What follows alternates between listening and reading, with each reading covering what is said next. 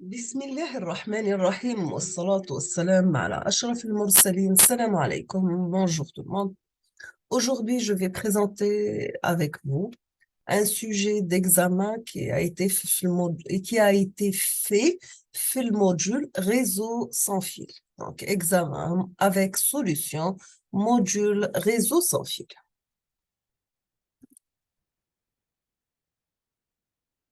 On va commencer par la question numéro 1. On vous demande quels sont les débits maximum de I3E 802.11a. Le deuxième, c'est le I3E 802.11b. Et troisième, c'est le I300 802.11g. D'accord? Donc, quels sont les débits maximum de I3E 802.11a, le I3E 802.11b, le I3E 802.11g.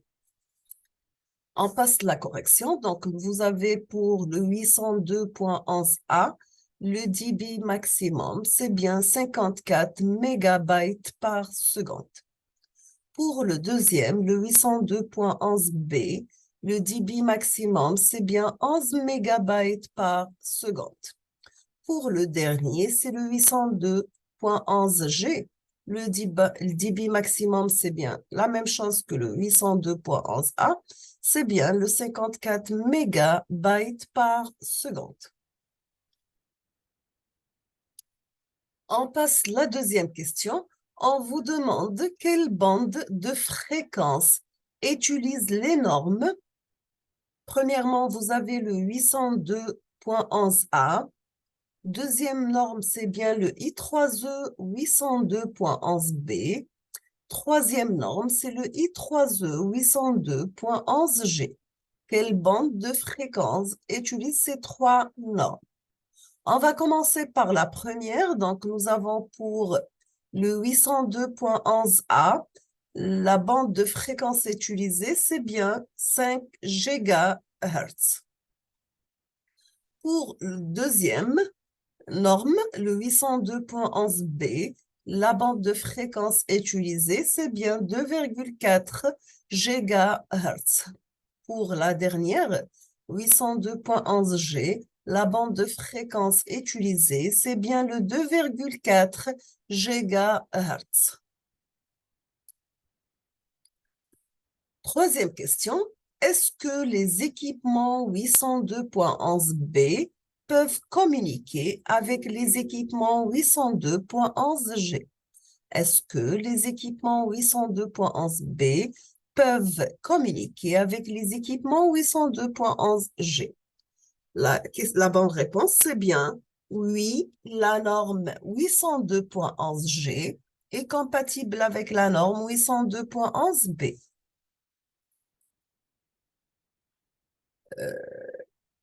Quatrième question, quels sont les avantages de 802.11a?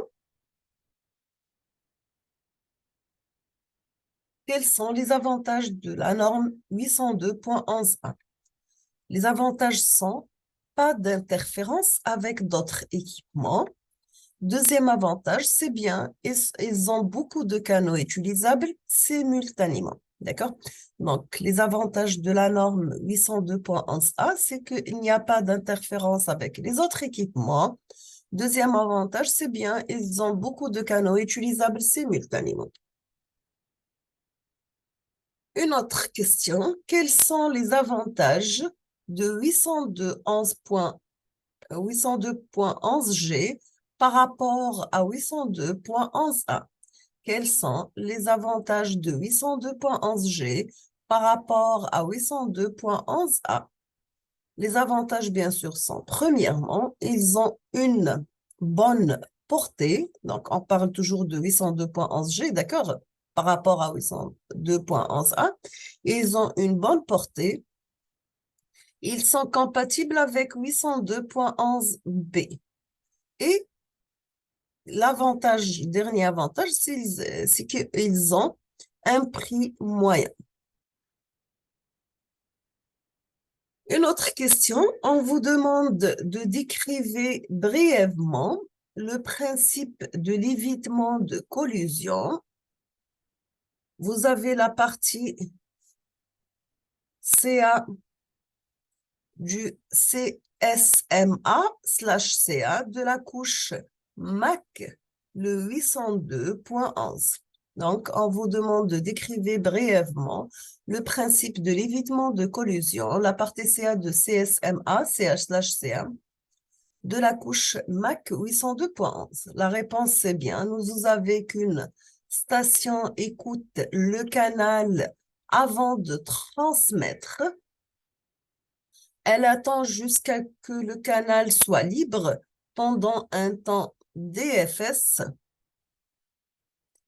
Troisièmement, elle attend ensuite un délai aléatoire et vous avez la transmission. D'accord? Donc, décrivez brièvement le principe de l'évitement de la collision. C'est que la station écoute le canal avant de transmettre. Elle attend jusqu'à ce que le canal soit libre pendant un temps DIFS.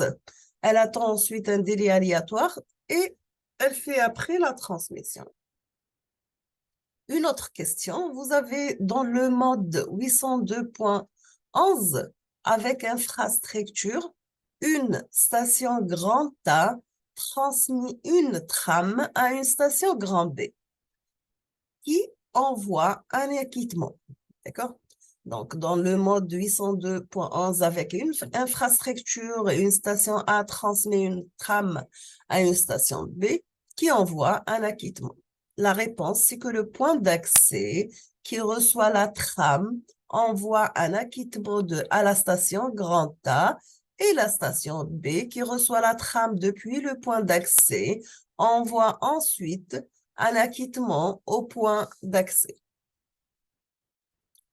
Une autre question, on vous demande comment une station 802.11 peut-elle détecter qu'une trame qu'elle a émise a subi une collision et qu'elle doit la retransmettre. Donc, comment une station 802.11 peut-elle détecter une trame et qu'elle a subi une collision et qu'elle doit la transmettre?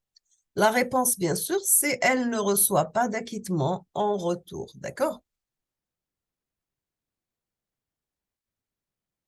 Une autre question, on vous demande après quel événement un émetteur 802.11 doit-il attendre un délai aléatoire?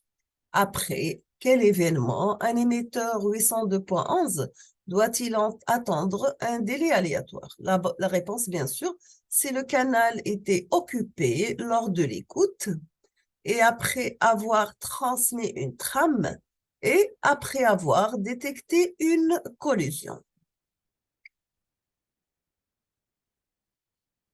Donc, une autre question.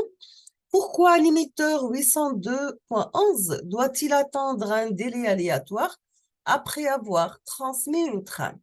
Pourquoi un émetteur 802.11 doit-il attendre un délai aléatoire après avoir transmis une trame?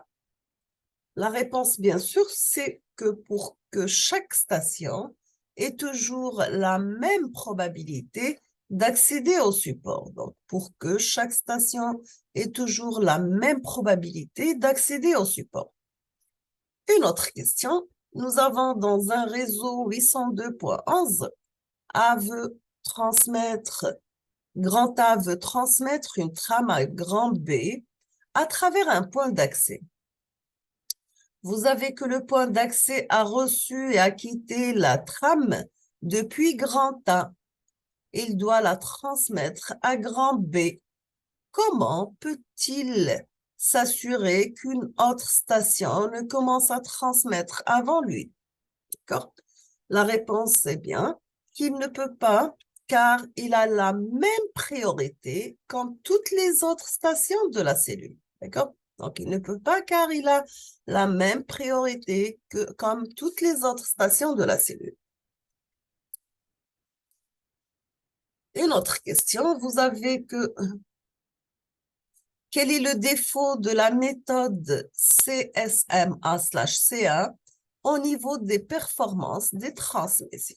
Donc, le défaut, c'est le fait de redemander l'accès au support pour chaque transmission et donc attendre un délai aléatoire à chaque trame fait qu'on ne peut pas garantir un délai minimal pour la transmission d'une trame. Une autre question, le fait d'attendre la valeur d'un temporisateur avant de transmettre ne porte-t-il pas atteinte au débit effectif du système? La réponse, c'est bien. Le fait d'attendre un temporisateur fait diminuer le débit effectif du réseau. On termine avec la dernière question.